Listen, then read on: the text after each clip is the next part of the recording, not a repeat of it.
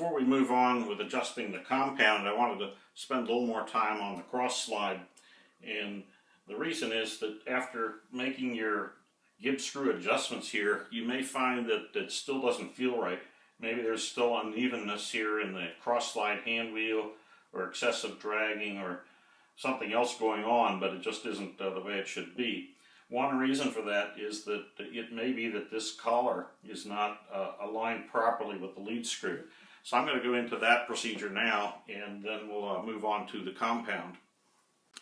As we saw earlier, on the underside of the cross slide, there is this nut for the lead screw, and if the lead screw is not lined up properly with this nut, or perhaps the nut itself is a little bit out of line, that can affect the quality of the feel when you're turning the hand wheel.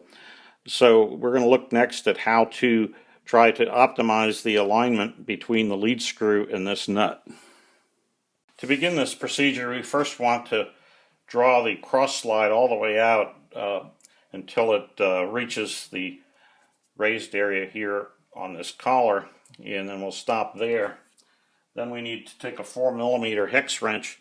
Now this may vary a little bit depending on what model of the mini lathe that you have. The newer ones come with this sort of rounded screw, which is nice because it's less likely to bang up your fingers, and uses a 4mm wrench. But some of the earlier models just use an ordinary cap screw here, and may use a different size wrench. So you'll have to take a look at your lathe and see which style it has. But we want to remove this screw here and the lock washer that's under it. Be careful not to lose that lock washer. And on some lathes you can just slide this handle right off. On others you may find it's on there pretty tightly, and you need to sort of prise it off with a pair of flat bladed screwdrivers. You may want to put a little bit of cardboard or something behind there if you have to do that, to prevent the screwdrivers from gouging up this calibrated collar here. So on this lathe it comes right off, which is nice. Then there's a little flat washer behind that. I want to set that aside, and I'm going to put all these in little bags so I don't lose them and drop them on the floor. But the next step is can be a little tricky. We need to remove this calibrated collar, but underneath here is a spring, a little flat or curved flat spring, as you'll see in a minute, and it has a tendency to fly off into the far recesses of the shop. So you want to make sure you position your hands around this open area back here as you kind of wiggle this off, so that you can capture that spring before it takes off. And there it is. So that's the little spring that retains some pressure on the calibrated collar. So be sure you don't lose that. If you do, it's possible to make another one. We'll talk about that another day. Okay, now we have all our parts removed. Next thing we need is a 3mm wrench. And again, a set of these T-handled wrenches is real handy for this job. If you don't have one, you might want to pick up a set at Harbor Freight. They're only less than $10 as of 2015, I believe. Now we're going to reach in here, and these there's two cap screws, socket head cap screws, I want to say, recessed down in here. You may have to probe around a little bit with the tip of the wrench to find those. But once we get them loosened up a little bit, this collar is now free to move. Now, the reason I withdrew this all the way out is that the lead screw will tend to find better alignment with this pulled all the way back. That minimizes the distance from here to there, or where the nut is, and helps to bring it more into line. So all we're going to really do here is loosen up these recessed screws, and we don't need to take them off, but we want to, just like we did with the Gibbs screws, kind of back them off and find where they tighten up, and then just loosen them maybe a quarter turn or less. Probably just an eighth of a turn is all you need. But the goal here is to just allow enough freedom of movement for this collar that it will tend to seek its own center on the lead screw as we turn the lead screw. Okay, with that done, I'm now going to put this back on here. Let's put that washer back behind there, and then I'm going to put the screw back in place, but we'll leave off the calibrated collar. And unlike on the compound, the way this one's set up, you don't have to apply any pressure. You can go in either direction.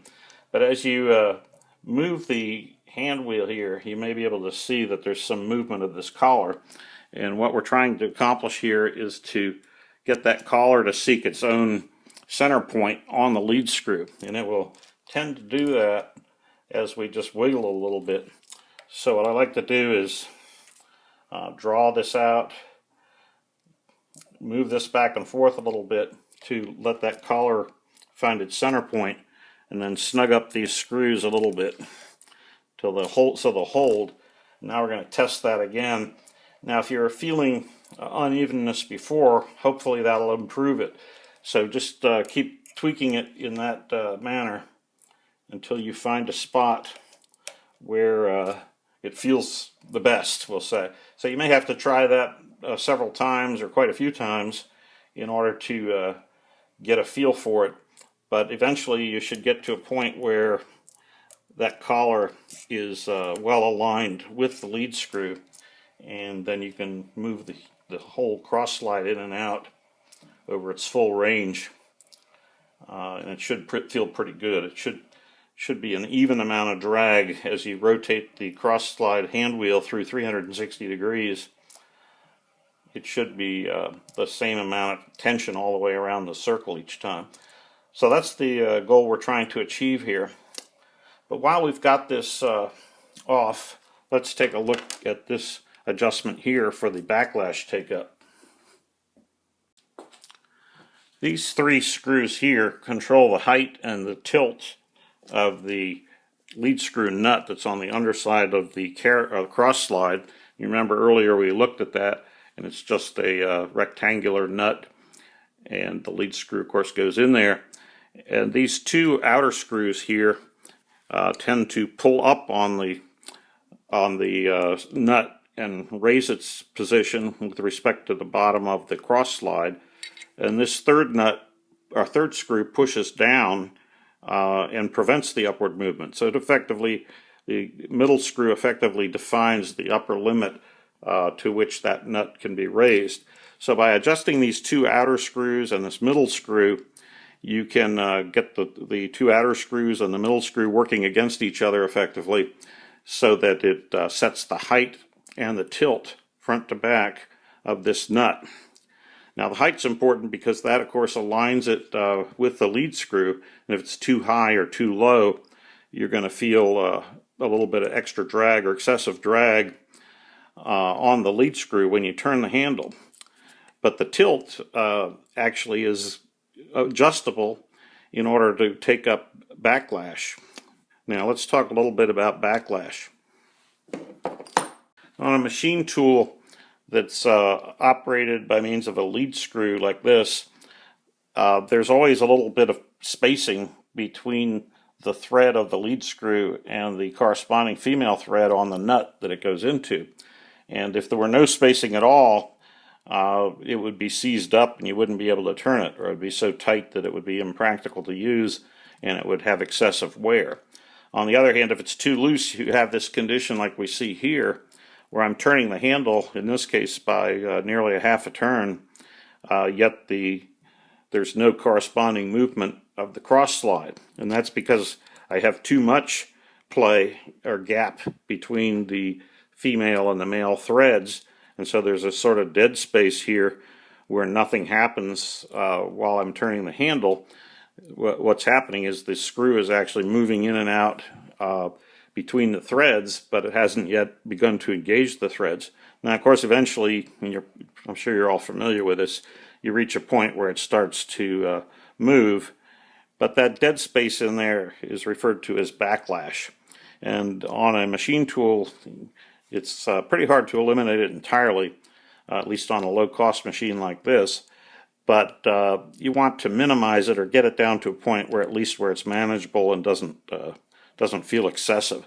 And that's the purpose of this nut back here, or these adjusting screws back here, can be used to tilt the nut forward or backward in this plane.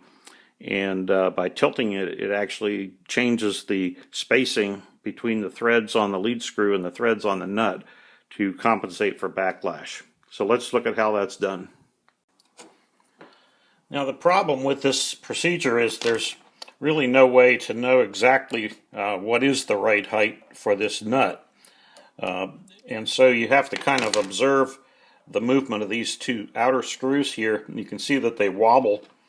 And what I like to do is to just snug them up very, very lightly until they start to tighten up. And my theory, at least, is that that will enable them to center on the lead of what I'll call the natural position of the lead screw.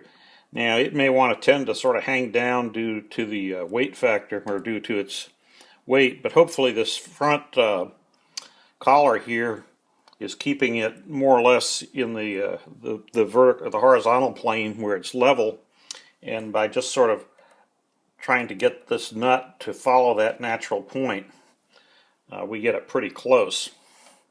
So I'm tweaking a little bit more, and just very, very lightly taking up any looseness or slack in these screws so that they tend to zero in on that height. Now I'm going to tweak this center one a little bit. I'm just going to lower it down until it gives me a little point of resistance that I can start to tighten up against. And as I do that, now you may see that there's not as much movement here, and I'm trying to find kind of the null point. There's kind of an extreme when you go from one side to the other. You'll see that the screws sort of find a null point or a middle point, and I think that's the point that most closely represents the true path of the lead screw. Whether that's true or not, I haven't ever figured out a way to determine, but it seems to work for me, so that's kind of the way I do it. And so it's a little bit of a game of feel and trial and error as you balance these inner and outer screws here, the center screw with the two outer screws. But when you play with it for a while, you should start to see a point where these outer screws aren't moving anymore, or very little. And once you get to that point, you can tighten down this center screw, and hopefully it will feel pretty good. Now, as far as our backlash goes, it's greatly reduced. There's still a few thousandths in there, and I don't want to go into the whole theory and science of backlash in this video, and I'm not even sure I'm qualified to, but I have some thoughts about it. But we'll probably talk about that another day in a more detailed video. But the idea here is to get it down to a reasonable amount. On an inexpensive machine like this, you're not going to be able to eliminate it entirely, and you really don't need to. Once you understand how to compensate for it while you're working, even if you had 10 or 20 thousandths, it becomes really not a factor in terms of accuracy. You can easily work around it. So we'll leave it at that, and now we can move on to the compound.